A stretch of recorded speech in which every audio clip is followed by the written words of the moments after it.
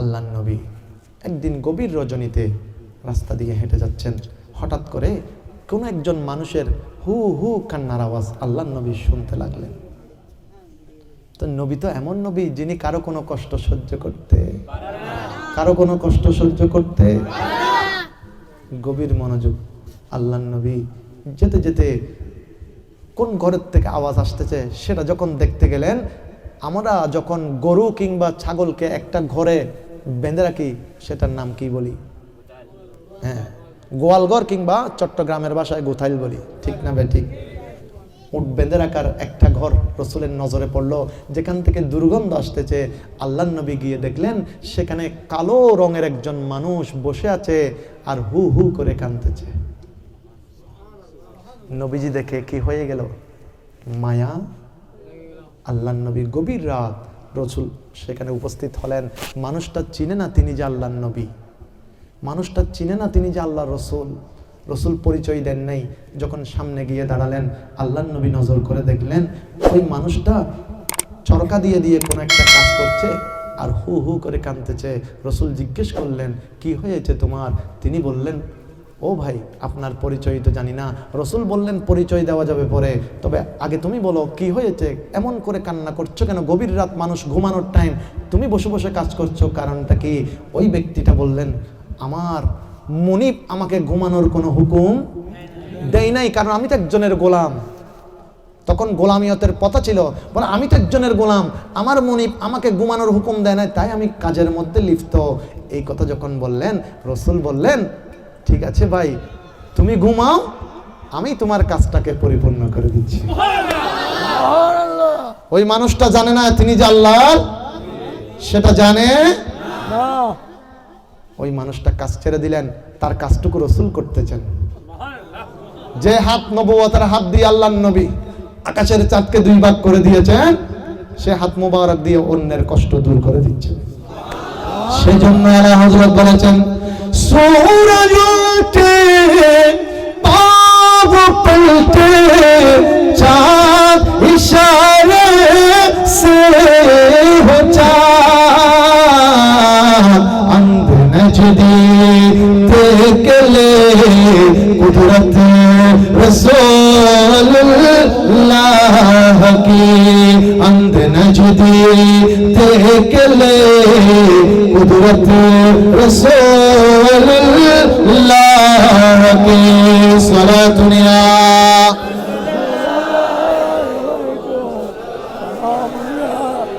सलातुनिया रसूलुल्लाह। আল্লাহর নবী কোনো পরিচয় দেয় নাই, শুধু কাজ সমাধান করে দিলেন। রাত গভীর থেকে সকাল পর্যন্ত যখন কাজটা শেষ হয়ে গেল, ওই ব্যক্তি যখন ঘুম থেকে উঠলেন, আল্লাহর নবী এবার তার থেকে বিদায় নিলেন। এইভাবে একদিন যাই আল্লাহর নবী তার কাজ করে দেন, 2 দিন যাই তার কাজ করে দেন, 3 দিন যাই কাজ করে দেন। এভাবে প্রায় দীর্ঘ 1 মাস পর্যন্ত গভীর রজনীতে আল্লাহর নবী ওই মানুষটাকে ঘুম পাড়াইয়া দেন আর নিজে বসে বসে তার কাজগুলো করে দেন। হঠাৎ করে একদিন ওই কালো মানুষটা ডাক দিয়ে বললেন ও ভাই, আপনি তো দীর্ঘ 1 মাস ধরে আমার কাজগুলো করে দিচ্ছেন, আমি বড় সন্তুষ্ট চিত্তে ঘুমায়া যাই, বড় আনন্দ পাই, আমার শরীরটা বড় ভালো থাকে। তবে আজকে আপনাকে একটা কথা বলি, এই আরবে নাকি একজন মুহাম্মদ এসেছে। ওই কালো মানুষটা কাকে বলে? নবীকে বলছেন। কাকে? ও ভাই, তোমাকে একটা কথা বলি, আরবে নাকি একজন মুহাম্মদ নামে নবী এসেছে। ওই নবীটা নাকি ইহুদি ধর্ম শেষ করে দিল, অন্যান্য ধর্মের মূর্তি টুর্তি শেষ করে দিল। কিন্তু আমি যেহেতু তুমি আমার কাজগুলা করে দাও, 1 মাস ধরে তোমার সাথে আমার মহাব্বতের সম্পর্ক, সেজন্য আমি তোমাকে চুপি চুপি বলছি, তুমি ওই নবীর যদি সংবাদ পাও ওনার থেকে দূরে থাকবে, না হলে তোমার ধর্ম শেষ হয়ে যাবে। এই কথাটা যখন কালো মানুষটা বলে, আল্লাহর নবী চোখ মোবারক বেয়ে পানি ঝরতে শুরু করে। ওই কালো মানুষটা ডাক দিয়ে বলে, ওই নবীর কথা বললাম, ও ভাই তারপরে তোমার চোখে পানি কেন? আমার দয়াল নবী করুণ সুরে ডাক দিয়ে বলতে লাগলেন, ও কালো মানুষ রে, তুই যেই নবীর থেকে দূরে থাকার কথা বলিস, আমি হচ্ছি সেই দয়াল নবী। বড় করে যার থেকে দূরে থাকতে বলো, আমি সেই নবী।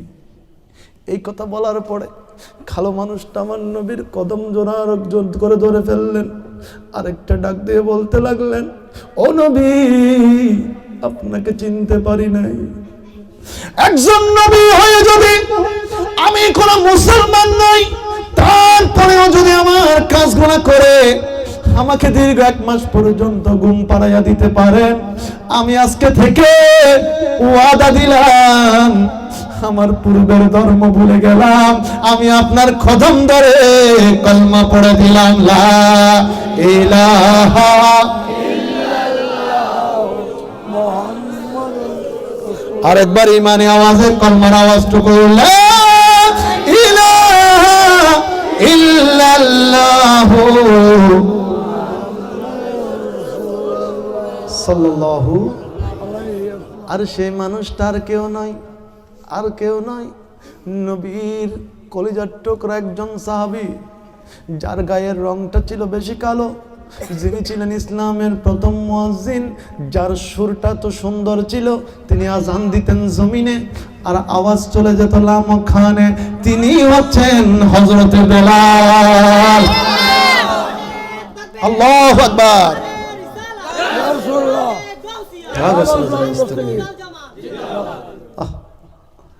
बिलाल तुझ पर निसारी जो कि खुद नबी ने तुझे खरीदा।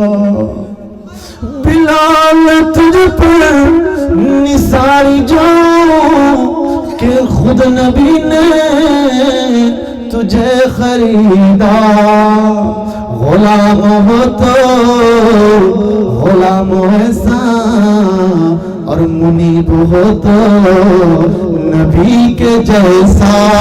सलातुन या रसूल अल्लाह,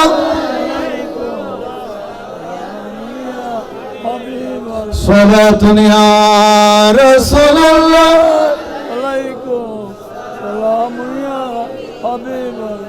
এই ফাঁকে তারেক খান হতা হয় নবীর হাদিস আমলইয়তর আমলর এই এলাকার মসজিদ আছে না নাই? আছে না নাই? এটা হদি না মসজিদ আছে না নাই? আছে। বহুত সময় মসজিদ আর বহুত যুবকগুলো ডাক দেও, ও ভাই আই একখানা আজিয়ে বাইরে যাম বলিব তো একখানা আজান দিস, তাই আর মতো যুবক হুজুর আর গলা গো ভালা নাই, আয় আজান দিতে পারতেন না।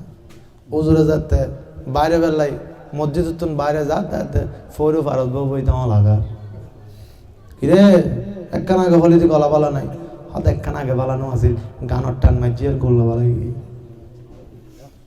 এবার হাদিস শুনুন, আল্লাহ নবী পাক সাল্লাল্লাহু আলাইহি ওয়াসাল্লাম বলছেন, ও উম্মত আজান দেওয়ার চেষ্টা করো, আজান দেওয়ার চেষ্টা করো।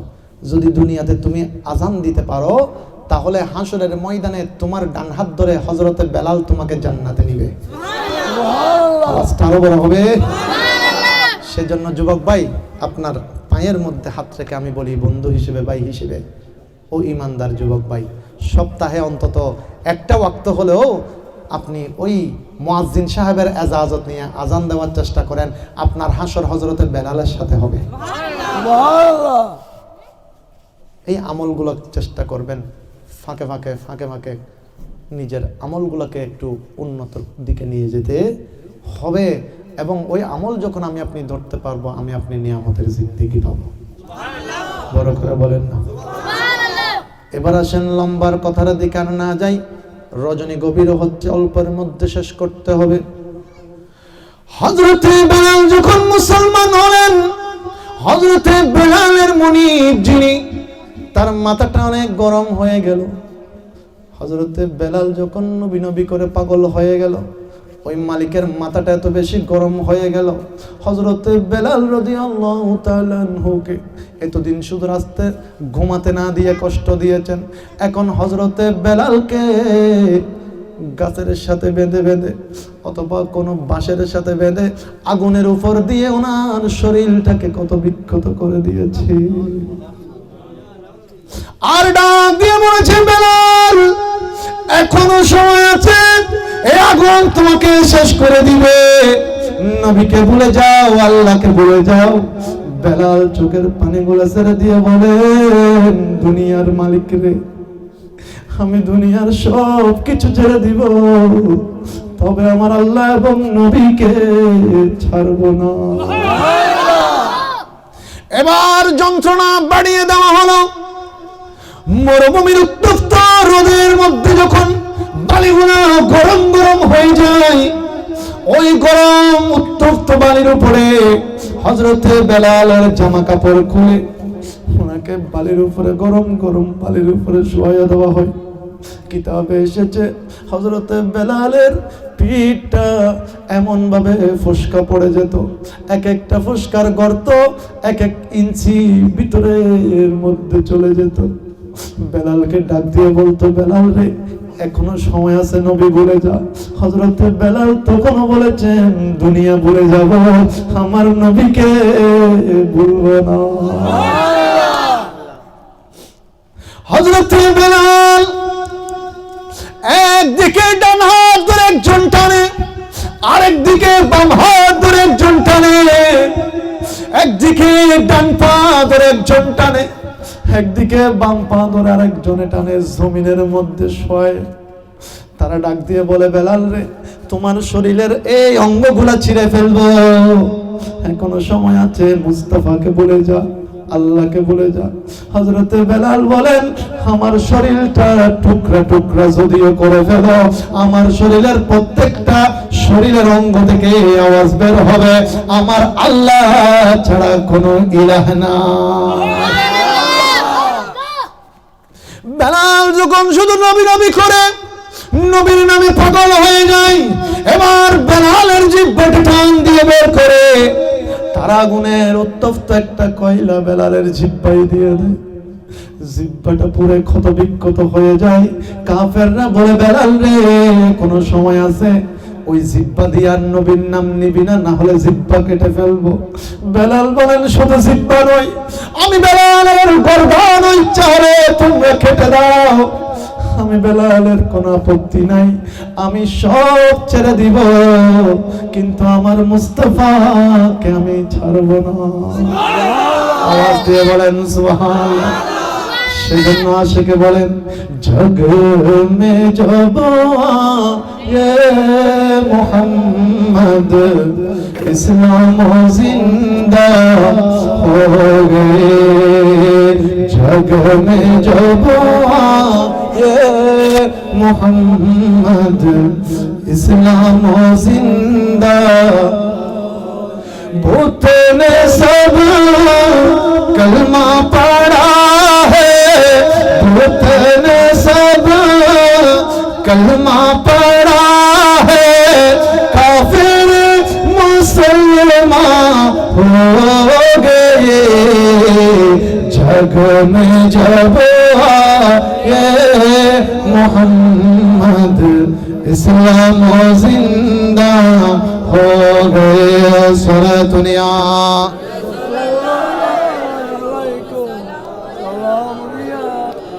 মুআজ্জিজ হাজিরিন আওয়াজ দিয়ে বলবেন, এই যে মসজিদ বলছে, পাশে কি কবরস্থান আছে না নাই? আছে না নাই?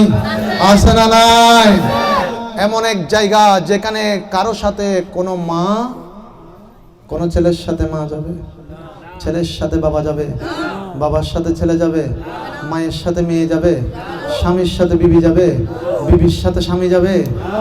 বাবারা ভাইরা, মা জননী সন্তানকে এত বেশি মহাব্বত করেন যে এই মা জননী এই শীতকাল চলে গেল, যারা নতুন মা হয়েছেন, সন্তান প্রস্রাব করে দিয়েছে, কাঁথা নষ্ট হয়ে গেছে, দ্বিতীয়টাও নষ্ট করে দিল, তৃতীয়টা আমি সন্তান নষ্ট করে দিলাম।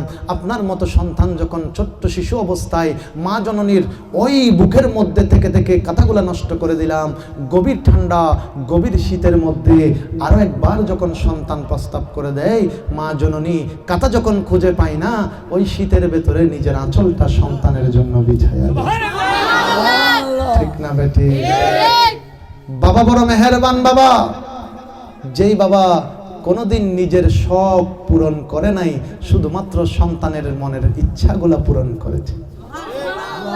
এমন অনেক বাবা আছে যিনি ফাটা ছেঁড়া জামা পড়েছেন, কিন্তু ঈদের দিন নিজের সন্তানের জন্য নতুন জামা কিনেছেন। বাবা, আপনার পোশাকটা ছেঁড়া, আপনার পোশাকটা ফাটা, বাবারে আপনিও তো চাইলে নতুন কিনতে পারতেন, নিজে না কিনে সন্তানকে কেন পরালেন? বলে আমি পড়ছি না, আমার আপত্তি নাই, নিজের মনকে নিজে বুঝাতে পারি, তবে আমার সন্তান যদি মন খারাপ থাকে ঈদের দিন, আমি বাবার তো সবচাইতে বড় কষ্ট হয়ে যায়। ঠিক না বেটি? এমন অনেক বাবা এখানেও বসে আছেন। মুআজ্জাজ হাজিরিন, মনোযোগ দেন। এই কবরস্থানে অনেকের মা শুয়ে আছে, এই কবরস্থানে অনেকের বাবা শুয়ে আছে।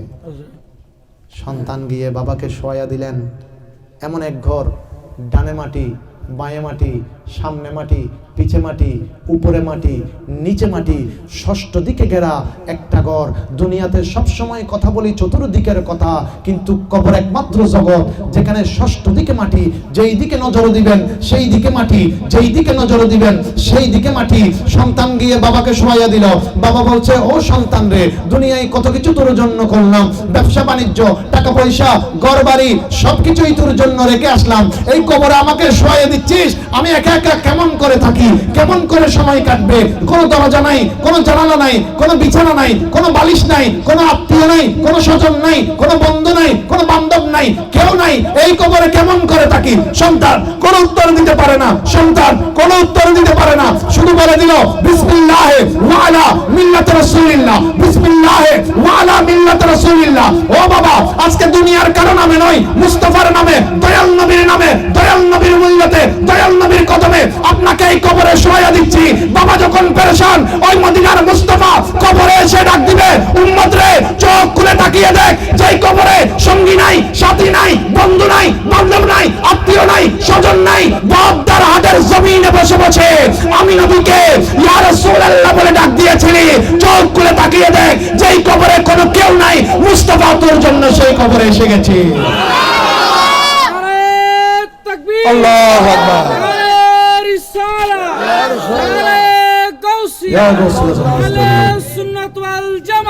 ইমানে আওয়াজ দিয়ে বলেন, কবরে নবী চাই কি চাই না?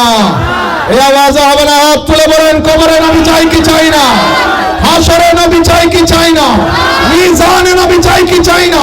ফুল সিরাতেও নবী লাগবে কি লাগবে না? ইয়া রাসূলুল্লাহ,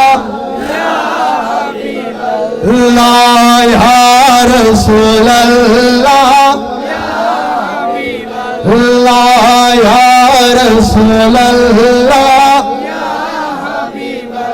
আমার মতের নিদান কালে আসিবেন নবীজি, আমার শিয়রে দেখিব আপনাকে আপন নয়নে, ইয়া রাসূলুল্লাহ। সবাই পড়েন, ইয়া রাসূলুল্লাহ, ইয়া রাসূলুল্লাহ। গোসল করাইয়া কাফন পড়াইয়া রাখিবে যখন কবরে শোয়াইয়া, নয়া গোকুলে গোলাম বলিয়া, ইয়া রাসূলুল্লাহ, ইয়া রাসূলুল্লাহ। মুনকির নকির আসিয়া সওয়াল করবে বসাইয়া, আসিবেন নবীজি পর্দা উঠাইয়া, সালাম করিব কদম চুমিয়া, ইয়া রাসূলুল্লাহ, ইয়া হাবিবাল্লাহ, ইয়া রাসূলুল্লাহ, ইয়া হাবিবাল্লাহ। আল্লাহুম্মা সাল্লি আলা সাইয়্যিদিনা মাওলানা মুহাম্মদ ওয়া আলা আলি সাইয়্যিদিনা মাওলানা। আসছে একা যাব একা, সঙ্গে কেউ যাবে না,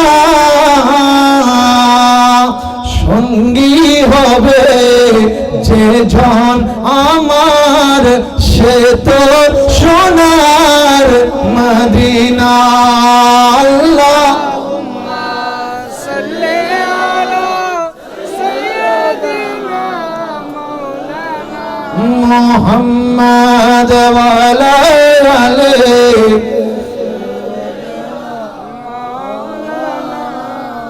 বাবারা ভাইরা গভীর মনোযোগ। নবীর সঙ্গে কেন থাকবো, নবীর কদম কেন ধরবো, জীবনের সবচাইতে বেশি নবীকে কেন ভালোবাসবো? হযরতে বেলালের এই জিহ্বা যখন পড়ে দেওয়া হলো, হযরতে বেলাল আশহাদু বলতে পারতেন না, তিনি বলতেন আসহাদু। তিনি যখন মুয়াজ্জিন হয়ে গেলেন, রাসূল যখন মুয়াজ্জিনের দায়িত্ব তাকে দিয়ে দিলেন, তিনি আযান দিচ্ছেন, আশহাদুর জায়গায় আসহাদু বলছেন। আযানের মধ্যে শাব্দিক যখন ভুল হয়ে যাচ্ছে, কাফেররাও তো আরবি বুঝে, যেহেতু তারা মক্কার মানুষ, তারা সমালোচনা শুরু করেছে মুহাম্মদ সাল্লাল্লাহু আলাইহি ওয়াসাল্লামের ওই মুয়াজ্জিন আযানটা ভুল দেয়। এই কথা যখন বলা বলি করে, অন্য একজন সাহাবী এসে বলে, ইয়া রাসূলুল্লাহ, আপনার বদনামি হচ্ছে, হযরত বেলালের বদনামি হচ্ছে, আমাদের তো শুনতে ভালো লাগে না, আগামীকাল হযরত বেলালকে আযান বন্ধ করে দেন। রাসূল ডাক দিয়ে বলে, বেলাল রে আযান দিও না, আগামীকাল অন্য কেউ আযান দিবে। যাই হোক, আযান হযরত বেলালের যখন বন্ধ, অন্য আরেকজন যখন আযানটুকু দিয়ে দিলেন, এবার তো ফজর বেলার আযান, সেখানে সুবহে সাদিক হচ্ছে না, সুবহে সাদিক হচ্ছে না, নামাজের দিকে যেতে পারছে না। আল্লাহর পক্ষ থেকে কোন সারা শব্দ এখনো আসে না, সবার মধ্যে শোরগোল পড়ে গেল। প্রত্যেকদিন আযানের পড়ে পড়ে সুবহে সাদিকের মুহূর্ত তো চলে আসে, এখন কেন আসে না, এখন কেন আসে না, এখন কেন আসে না? দয়াল নবী জমিন থেকে যখন উপরের দিকে তাকালেন, আমার আল্লাহর পক্ষ থেকে হযরতে জিবরাইল আমিন এসে গেলেন। আল্লাহর নবীকে এসে প্রশ্ন করলেন, ইয়া রাসূলুল্লাহ, এখনো কি আযান হয় নাই, এখনো কি আযান হয় নাই? আমার দয়াল নবী বলেন, কখন তো আযান হয়ে গেছে, ও বেলাল, ও জিবরাইল, তুমি কি আযান শোনা নাই? হযরতে জিবরাইল বলেন, ইয়া রাসূলুল্লাহ, শুধু আমি নই, লামকানের আগে সিদরাতুল মুনতাহার ভিতরে যতগুলো ফেরেশতা আছে, কেউ এখনো আযান শুনে নাই, কেউ আযান শুনে নাই। আল্লাহর নবী বলেন, ও জিবরাইল, আযান তো হয়ে গেছে। এবার জিবরাইল বলেন, ইয়া রাসূলুল্লাহ, আসমানের সমস্ত ফেরেশতারা আল্লাহর দরবারে ফরিয়াদ করেছে, যতক্ষণ বেলাল আযান দিবে না, ততক্ষণ পর্যন্ত সকাল হবে না। জোরে করে বলেন। আল্লাহর নবী ডাক দিলেন, বেলাল, তুমি একটু আযানটা দিয়ে দাও। হযরতে বেলাল যখন এবার আযান দিয়ে দিলেন, নামাজ যখন হয়ে গেল, যখন সকাল হয়ে গেল, আল্লাহর নবীর সামনে সাহাবায়ে কেরাম জিজ্ঞেস করলেন, ও বেলাল, যে বেলাল আযান না দিলে সকাল হয় না, তোমার জবানের আওয়াজ নাকি ওই লামকানের খোদার দরবার পর্যন্ত পৌঁছে যায়? ও বেলাল, তোমার আওয়াজ এত দূরে কেমন করে পৌঁছাতে পারে? ওখানে কি কোনো স্পিকার লাগানো আছে নাকি কোনো মাইক লাগানো আছে? বলে, মাইকের আওয়াজ তত দূরে যায় না, স্পিকারের আওয়াজ তত দূরে যায় না।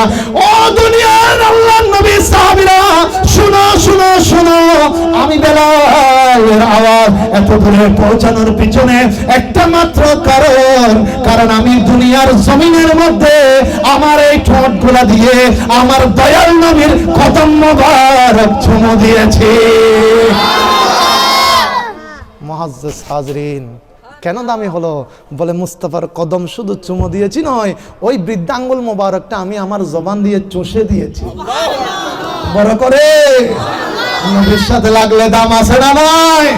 কথা বলেন, আছে না নাই? নবীর রওজা শরীফ দেখে মন ভরে না, নবীর রওজা শরীফ দেখে মন ভরে না, দিদার দাও গো শাহে মদিনা। নবী দেখতে চাই কি চাই না? নবী দেখলে গুনাহ থাকবে না, মাফ হয়ে যাবে। নবীর রওজা শরীফ দেখে মন ভরে না, দিদার দাও গো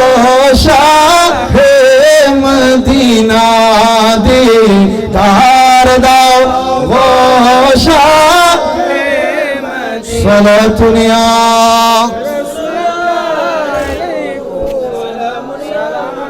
আল্লাহ নবী মক্কা বিজয় যখন করলেন, মক্কা শরীফ যখন নবীজির হাত মোবারকের ভেতরে আল্লাহ যখন ইন্না ফাতাহনা লাকা ফাতহাম মুবিনা বলে যখন বিজয় দান করে দিলেন, রাসূলের সঙ্গে 10,000 সাহাবী, সমস্ত সাহাবীরা নবীর দিকে দেখে আছেন। 360 খানা মূর্তি আল্লাহর ঘর ভিতর থেকে বের করে দিলেন। রাসূল ডাক দিলেন, বেলাল রে, আজকে আমি আমার এই আল্লাহর ঘরটাকে পবিত্র করে দিলাম। আজকে আমি নবী আমার এই দুনিয়ার জগতের আগমনের সময়, অর্থাৎ এই আল্লাহর ঘর খানায়ে কাবা এবং মক্কাতুল মুকাররমাকে পবিত্র আল্লাহ করে দিলেন। সুতরাং যেহেতু পবিত্র হয়ে গেল, আরবের বড় একটা উঁচু জায়গার মধ্যে উঠে বেলাল রে, তুমি একটু আল্লাহু আকবার বলে আযান দিয়ে দাও। হযরতে বেলাল বলেন, আমি দৌড়তে দৌড়তে সাফা পাহাড়ের মধ্যে চলে গেলাম, ডাক দিলাম আল্লাহু আকবার, আল্লাহু আকবার। আমার নবী বললেন, বেলাল থামো থামো থামো, আযান আর সামনে দিও না। আমি ডাক দিলাম, ইয়া রাসূলুল্লাহ, কেন কি হয়েছে? আমার রাসূল বললেন, বেলাল রে, ওই জায়গাটা পছন্দ হয় নাই, আর একটু উঁচু জায়গায় চলে যাও। বেলাল বলেন, আমি ওই সাফা পাহাড় থেকে মারওয়া পাহাড়ে চলে গেলাম, ডাক দিলাম আল্লাহু আকবার। আমার নবী বলেন, বেলাল রে, এটাও হবে না, আর একটা জায়গায় চলে যাও। বেলাল বলেন, আমি জবল আবু খুয়াইসার মধ্যে উঠে গেলাম, আমি ডাক দিলাম আল্লাহু আকবার। আমার নবী বলেন, বেলাল রে, জায়গাটাও পছন্দ হয় নাই, অন্য আরেকটা জায়গায় চলে যাও। এবার বেলাল রাদিয়াল্লাহু তাআলা ডাক দিয়ে বলেন, ইয়া রাসূলুল্লাহ, বড় বড় 3টা পাহাড়ে উঠে গেলাম, আপনার পছন্দ হয় নাই, এবার আপনি দয়াল নবী নিজেই বলে দেন কোন জায়গায় উঠে আযান দিলে আমার মদিনার মুস্তাফা খুশি হবে। হুজুর, আপনিই বলেন কোন জায়গায় উঠবো, আপনিই বলেন আপনার কোন জায়গায় উঠলে খুশি। আল্লাহর নবী বললেন, বেলাল রে, দুনিয়ার সবচাইতে দামি জায়গা একটাই, দুনিয়ার সবচাইতে উঁচু ঘর একটাই, দুনিয়ার সবচাইতে মূল্যবান ঘর একটাই, ওই যে দেখো খানায়ে কাবা। বড় করে বলেন না বাবা। মহব্বতের আলোচনা, মহব্বতের কানটা দিয়ে শুনেন। হযরতে বেলাল বলছেন, হুজুর, ওই আল্লাহর ঘর খানায়ে কাবা। ও বেলাল, খানায়ে কাবা, তাড়াতাড়ি উঠে পড়ো, তাড়াতাড়ি উঠে পড়ো, তাড়াতাড়ি উঠে পড়ো। হযরতে বেলাল বলেন, আমি ওই গিলাফ শরীফ ধরে ধরে টানতে টানতে খানায়ে কাবার ছাদের উপরে গেলাম। যাওয়ার পরে আমার দয়াল নবীর দিকে তাকিয়ে একটা ডাক দিলাম, ইয়া রাসূলুল্লাহ। হযরতে বেলালের গায়ের রং কালো না ফর্সা? কথা বলেন না বাবা। কালো না ফর্সা? এত কালো যে হযরতে বেলালের মতো কালো আর হয়তো 2-1 ছিলেন, এর থেকে বেশি আর কেউ, এত বেশি কালো। সেই দিন বলা হচ্ছে, বেলালের রঙের দিকে দেখার কোনো সুযোগ নাই, বেলালের রঙের দিকে দেখার সুযোগ, বেলালের বংশের দিকে দেখার সুযোগ, শুধু দেখতে হবে বেলাল গোলামি করছে কার। আজকে দেখতে হবে বেলাল গোলামি করছে কার। হযরতে বেলাল উঠে গেলেন আল্লাহর ঘরের ছাদে, ডাক দিলেন, ইয়া রাসূলুল্লাহ, আমি আপনার গোলাম বেলাল, সব সময় মদিনা শরীফ থেকে আযান দিই। হুজুর, এই মুহূর্তে একটা ফয়সালা আমাকে আপনি করে দিতে হবে। আমার রাসূল বললেন, বেলাল রে, কোন ফয়সালা তোমার লাগবে? ইয়া রাসূলুল্লাহ, মদিনা শরীফ থেকে যখন আমি আযান দিতাম, আমি মদিনা শরীফের মসজিদে নববীর মধ্যে দাঁড়িয়ে আল্লাহর ঘরটাকে সামনে নিয়ে আযান দিতাম। সুবহানাল্লাহ, বড় করে আল্লাহর নবী মক্কাতুল মুকাররমার মধ্যে অন্যান্য জায়গা থেকে যখন আযান দিতাম, আল্লাহর ঘর খানায়ে কাবাটাকে আমি সামনে নিতাম। ইয়া রাসূলুল্লাহ, তবে এখন তো আমি একটা মুশকিলের মধ্যে পড়ে গেলাম। বেলাল রে, আবার কোন মুশকিলে পড়ে গেলে? বলেন, ইয়া রাসূলুল্লাহ, যে খানায়ে কাবাকে সামনে নিয়ে কিবলা বানিয়ে আযান দিতে হয়, আজকে ওই কিবলা তো আমি বেলালের কদমের নিচে। হুজুর, আজকে তো ওই খানায়ে কাবা আমার কদমের নিচে। ও আল্লাহর নবী, এখন কোন দিকে ফিরে আযান দিব? কোন দিকে কিবলা বানাবো? কোন দিকে কিবলা বানাবো? কারণ এই নিচে তো কিবলা, ওই দিকে দেখে তো আর আযান দিতে পারবো না। না হয় ডানে দেখতে হবে, না হয় বাঁয়ে দেখতে হবে, না হয় সামনে দেখতে হবে, না হয় পিছে দেখতে হবে। হুজুর, কোন দিকে দেখবো? আমার রাসূল বলে, বেলাল রে, কোন দিকে দেখতে হবে না, মুস্তাফার দিকে দেখো, মুস্তাফার দিকে দেখো। দুনিয়ার কাবা